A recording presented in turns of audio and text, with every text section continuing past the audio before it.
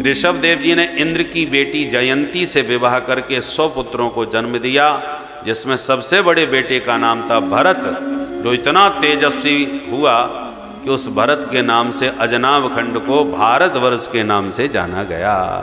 बोल भारत माता की जय। आशी देनेदम वर्षम भारतम इति व्यपतिशन्ति। भारत में 3 भरत हुए, ऋषभ नंदन भरत, दूसरे हो गए हैं दुष्यंत नंदन भरत, और तीसरे हो गए हैं दशरथ नंदन भरत। और दुष्यंत नंदन भरत जो हैं वो कर्म के प्रतिनिधि, जंगल में जन्म लिया और शेरों के साथ वीरता पूर्वक क्रीड़ा करी, शेरों के बच्चों से खेलते थे, इतने महावीर पराक्रमी। बाद में चक्रवर्ती सम्राट बने, शकुंतला पुत्र भरत।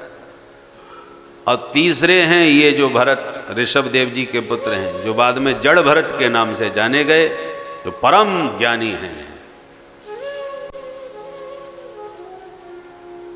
भरत के 5 पुत्र हो गए थे, बड़े पुत्र को सत्ता सौंप के चले गए भजन करने, पर मृग के बच्चे में आसक्त हो गए। मृग को स्मरण करके शरीर त्यागा तो अगले जन्म में मृग बने, तो मृग शरीर भी त्याग दिया, तब एक ब्राह्मण कुल में जन्म लिए। और दुनिया से बचने के लिए पागलों जैसा व्यवहार किए, इसलिए पिता ने नाम रख दिया जड़ भरत। ये महामूर्ख है। कभी कभी जो सिद्ध महापुरुष होते हैं वो दुनियादारी से बचने के लिए जानबूझ के भी पागलपन का नाटक करते हैं, कैसे भी संसार दूर रहे। कई महात्मा गाली देने लगते हैं, कोई पत्थर मारने लगते हैं। इसलिए संतों की लीला भी बड़ी विचित्र है, जल्दी समझ में नहीं आती। जड़ भरत जी ऐसे ही पागलपन दिखा करके संसार से बचते थे। एक बार डकैतों को नरबली की आवश्यकता पड़ी, सो महाराज जी कोई पकड़ के ले गए, और जैसे भद्रकाली के चरणों में बलि चढ़ाने को हुए कि सहसो चचाट शैव देवी भद्रकाली, भद्रकाली ने प्रकट होकर के सारे डकैतों की गर्दन उड़ा दी। तो गर्दन कटने वाली थी, तब जड़ भरत जी न रोए, न चिल्लाए, न भागे, शांत चित्त बैठे रहे। और जब डकैत सब मर गए और ये बच गए, तो एक बार भद्रकाली को प्रणाम करके ये भी नहीं कहा कि मैया बड़ी कृपा करी जो मेरे प्राण बचा लिए, तुरंत उठे और चल दिए। ये होती है अवधूतों की स्थिति, जिनका देह में किंचित भी अनुराग नहीं, कि जब तक प्रारब्ध हमारा है तब तक कोई मार नहीं सकता, और जब देह का प्रारब्ध पूरा हो जाएगा तब कोई बचा नहीं सकता। इसलिए देह में बिल्कुल भी आसक्त नहीं होते, मस्ती के साथ अपने स्वरूप में स्थित निजानंद में मग्न विचरण करते हैं। ऐसे जड़ भरत जी थे। राजा रघुगण पालकी में आ रहे थे, उनका एक कहार बीमार हो गया, सो बाबा जी को पकड़ के लगा दिया। तो कोई विरोध नहीं किया, राजा की पालकी कंधे पे लेके चल पड़े। चलते चलते चीटा दिखाई पड़ा तो बाबा जी उछल गए, अरे बेचारा दब जाएगा, मर जाएगा। क्योंकि दृष्टिपूतम न्यसेत पादम, सन्यासी को नीचे देख के चलना चाहिए, किसी भी प्रकार के जीव जंतु की हमारे द्वारा हानि न हो, कष्ट न हो। तो जैसे बाबा जी ने छलांग लगाई, पालकी डगमगाई, राजा की खोपड़ी चट, राजा का माथा खराब हो गया। हे बोढ़ारा साध्वित क्रमित में विषम मुह्यते यानम, मूर्खो तुम्हें पालकी चलाना नहीं आता, कैसे चला रहे हो? कहार घबराए, इनकी शिकायत कर दी। अयम अधुनैव नियुक्तोपि न द्रुतम ब्रजति, महाराज हमने अभी अभी इसको लगाया है, ये ठीक से नहीं चल रहा, बहुत गड़बड़ कर रहा है। तो पहले तो खूब उपहास किया जड़ भरत जी का राजा रघुगण ने। ओहो बेचारा कितना पतला दुबला है, सबसे पहले का लगा है, बड़ा कष्ट हो रहा होगा। परंतु कोई फर्क जड़ भरत जी के व्यवहार में नहीं आया। फिर उछल गए चींटा आने पर, तब भयंकर क्रोध में राजा आ गए। प्रमत्तस्य करोमि चिकित्साम दंड पाणी रिव, मतवाले जानबूझ के नाटक कर रहा है, ऐसा दंड दूंगा जीवन भर याद रखेगा। तब जड़ भरत जी बोल पड़े। आज जीवन में पहली बार किसी से बोले, पर जिससे बोले उसका कल्याण करके ही छोड़े। तो आज क्यों बोले? संत तभी बोलते हैं जब उन्हें कोई पात्र दिखाई पड़ता है, हर किसी के सामने नहीं बोलते।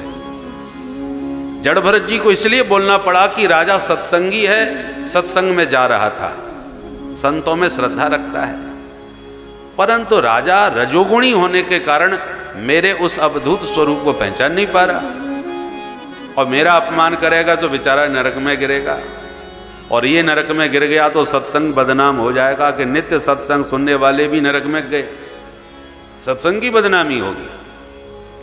और फिर बुरा भला जैसा भी हो, इसका भार तो मैंने कंधे पर ले ही लिया है, और संत जिसका भार अपने कंधे पर लेते हैं उसका कल्याण करके ही छोड़ते हैं। इसलिए बाबा बोल पड़े।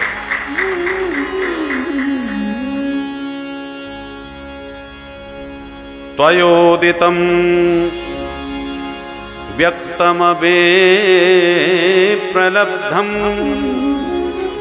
भारतो समय स्याद् यद्वीर भार गन्तुर्यदि स्यादधिगम्य मध्वा पीवेति रासौ न विदां प्रवादः पीवेति रासौ न विदां प्रवादः। त्वयोदितम, राजन आपने जो कहा कि मैं मोटा हूं, कि पतला हूं, कि काला हूं, कि गोरा हूं, ये सब मेरा स्वरूप नहीं है। अस्ति जायते वर्धते पन्नमते अपक्षीयते विनश्यति, ये सब देह के धर्म होते हैं, आत्मा के नहीं। देहस्य देहेन जातस्य हिमेन संति, मोटा पतला होगा तो मेरा शरीर होगा, मैं तो नहीं हूं। तुम्हारी पालकी का बोझा यदि होगा तो इस शरीर के ऊपर होगा, मेरे ऊपर नहीं है। तुम्हारे पालकी के बोझे से यदि कष्ट हो रहा होगा तो इस शरीर को हो रहा होगा, मुझको नहीं, क्योंकि मैं देह नहीं, मैं देही हूं। ये शब्द सुन करके तो राजा का सिर चकरा गया। देखने में तो निरा पागल जैसा लगता है, पर इसकी वाणी में बड़ा गंभीर ज्ञान विज्ञान छुपा हुआ है। मैंने प्रवचन करने वाले विद्वान बहुत देखे, परंतु प्रवचन को आचरण में उतराए हुए इस महापुरुष में देख रहा हूं। ये है कौन? दोबारा ध्यान से जब देखा तो यज्ञोपवीत का देह पर दिखाई पड़ गया। अरे ये तो कोई ब्रह्म ज्ञान संपन्न ब्राह्मण देवता है। तुरंत पालकी से नीचे रहुगण उतर गए और चरणों में गिर गए। कस्त्वं निगूढ़श्चरसि द्विजानां व्यवर्षि सूत्रं कतमो वधूत। कस्त्वं, महाराज जी आप कौन हैं? निगूढ़श्चरसि, अपने आप को इतना छुपा करके घूम रहे हो। आपका यज्ञोपवीत बतला रहा है कि आप कोई ब्रह्मनिष्ठ ब्राह्मण हैं। मैं किसी से डरता नहीं महाराज, परंतु मुझे ब्राह्मणों के कोप से बहुत भय लगता है। और कोई कुपित होगा तो ज्यादा से ज्यादा मुझे मार डालेगा। हम क्षत्रिय हैं, मरने से डरते नहीं, पर ब्राह्मण का यदि माथा गर्म हो जाए तो कुलम समूलम दहती, वो सारे कुल का ही सर्वनाश कर देता है। इसलिए महाराज जड़ भरत जी हंसते हुए बोले, हाँ हाँ हैं तो हम भी ब्राह्मण, पर खतरनाक ब्राह्मण नहीं है, डरो मत। और बोलो क्या जानना चाहते हो? बोले महाराज बस एक प्रश्न पूछना चाहता हूं। आपने कहा कि मैं देह नहीं देही हूं, इसलिए मुझे आपकी पालकी का कोई कष्ट भार नहीं है।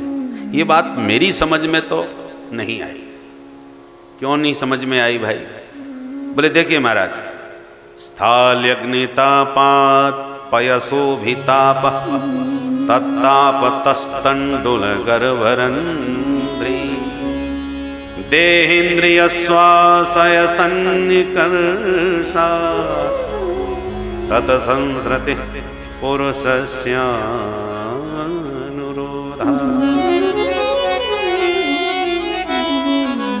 आपने चूल्हा जला के उस पर बटलो ही रख के उसमें पानी भर के चावल डाल दिया, तो सबसे पहले अग्नि पात्र को गर्म करेगी। पात्र बटलोही जब गर्म हो जाएगी तो उसका पानी धीरे धीरे गर्म होने लगेगा। पानी गर्म होगा तो पानी में पड़े चावल भी खदकने लगेंगे और देखते देखते चावल के भीतर तक उस अग्नि का प्रभाव पहुंच गया और चावल सिद्ध होकर के भात बन गया। तो अग्नि का सीधा संबंध चावल से नहीं है, डायरेक्ट ना सही पर इनडायरेक्ट रूप से अग्नि का प्रभाव चावल के भीतर तक पहुंचा कि नहीं। ठीक इसी प्रकार जब देह में कष्ट होगा तो देह में स्थित इंद्रियों को कष्ट की अनुभूति होगी। इंद्रियों को कष्ट होगा तो इंद्रियों के स्वामी मन में भी मानसिक पीड़ा होगी। मन में जब पीड़ा होगी तो आत्मा भी तो इसी देह में विद्यमान है, तो क्या आत्मा पर उस कष्ट का प्रभाव नहीं पड़ेगा? और आप कह रहे हैं कि मुझ पर इसका कोई प्रभाव नहीं। दृष्टांत दे करके अपनी बात सिद्ध करी रहुगण ने। पढ़ा लिखा था, विद्वान था और सत्संग करता रहता था, संतों के बीच बैठता उठता था।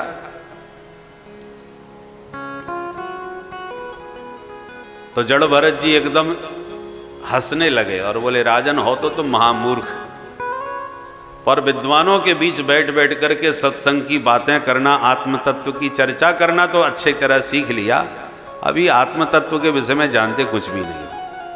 अकोविद कोविदवादवादान वदस्यतो नाति विदां वरिष्ठः न सूरयो हि व्यवहारमेनं तत्त्वावमर्षेण सह मनन्ति। अकोविद, कोविद कहते हैं विद्वान को, और अकोविद माने मूर्ख। कोविदों की तरह बात करते हो पर हो अकोविद। अकोविदः कोविद वादवादा। बातों से लगता है जैसे कितने पढ़े लिखे विद्वान हो, परंतु वास्तव में मूर्ख हो। अब राजा को उसके सेवकों के सामने कोई मूर्ख कह दे तो राजा उसे जीवित छोड़ेगा? क्योंकि उस जमाने में राजा ही सर्वशक्तिमान न्यायाधीश वही था जिसको चाहे फांसी पर लटका दे। पर जड़ भरत जी तो काल के मुख से निकल के आए हैं, इसलिए वो तो मस्त महात्मा है, देह में कोई आसक्ति नहीं, तो कह दिया तुम मूर्ख हो। पर राजा सत्संगी था, संत से भी था, बोले महाराज मूर्ख हूं तो मेरी मूर्खता सिद्ध तो कीजिए। जड़ भरत जी बोले सुनो, तुम इसलिए मूर्ख हो कि आत्मा का विश्लेषण कर रहे हो, चर्चा कर रहे हो, और दृष्टांत संसार के पदार्थों का दे रहे हो। आत्मा निरवयव तत्व है राजन, और जो तुमने दृष्टांत दिए हैं वो सब सावयव तत्व है। सावयव माने जिसके अवयव है, जिसको देखा जाए, जिसको छुआ जा सके, वो सावयव, और जिसको ना देख सके ना छू सके वो निरवयव। तो आत्मा को कोई देख सकता है क्या? आत्मा को कोई छू सकता है क्या? आत्मा तो आकाश की तरह है। आकाश है पर ना उसे हम पकड़ सकते हैं, ना छू सकते हैं, ना काट सकते हैं, ना जला सकते हैं, ना सुखा सकते हैं। नैनम छिन्दन्ति शस्त्राणि नैनम दहति पावक। तो जो आकाश का स्वरूप है वैसे ही आत्मा का। और दृष्टांत दे रहे हो तुम चावल का, बटलोही का, अग्नि का, जबकि इन अग्नि चावल आदि को सबको आप देख भी सकते हो, छू भी सकते हो। तो दृष्टांत तुम्हारा असंगत है, गलत है, अनुपयुक्त है। तो ये दुख फिर होता कैसे है?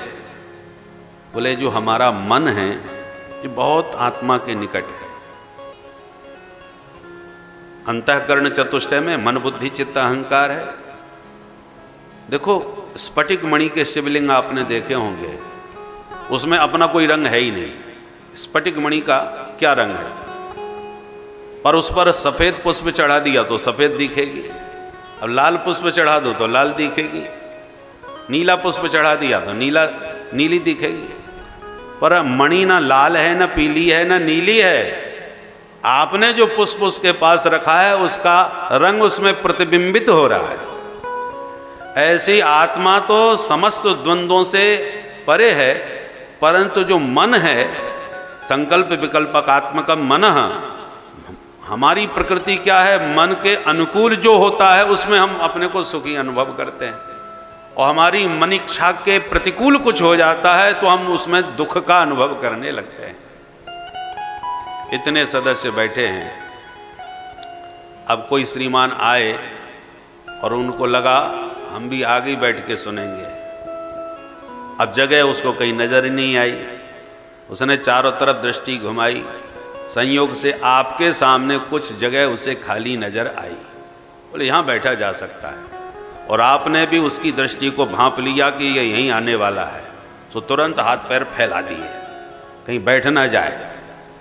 और फिर भी श्रीमान जी आकर के जबरदस्ती आपके सामने धम्म से बैठ गए, तो समझ लो इतना मूड खराब हो गया कि या तो धक्का मार के दो चार सुनाई दोगे कि भाई बाद में आते हो और आगे आगे बैठते हो, चलो हम 2 बजे से बैठे हैं यहाँ पर।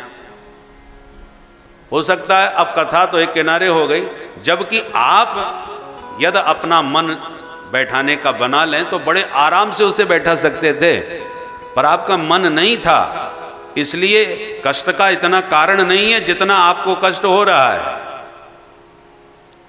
क्योंकि इच्छा के विरुद्ध बैठ गया है।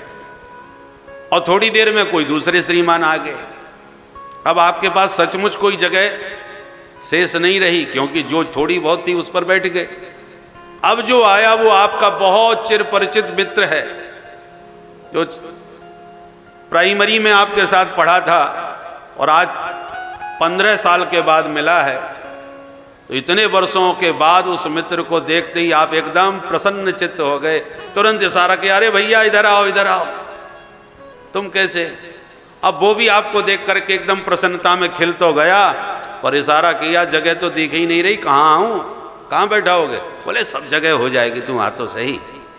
वो आपकी ओर बढ़े और आपने पड़ोसियों को खिसकाया, भैया थोड़ा थोड़ा खिसक लो, थोड़ी देर की तो बात है।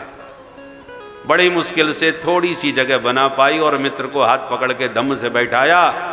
मित्र ने आधे से ज़्यादा वजन आपके घुटने पर लाद दिया, क्योंकि और किसी के ऊपर तो बैठ नहीं सकता, आप ही के घुटने पर भार डाल दिया। किंतु आपको बिल्कुल भी कोई कष्ट नहीं हुआ, बल्कि अत्यंत हर्ष आपके हृदय में उमड़ रहा है कि भाई इतने सालों के बाद आज मेरा मित्र मुझे मिला है, गदगद हो रहे हैं।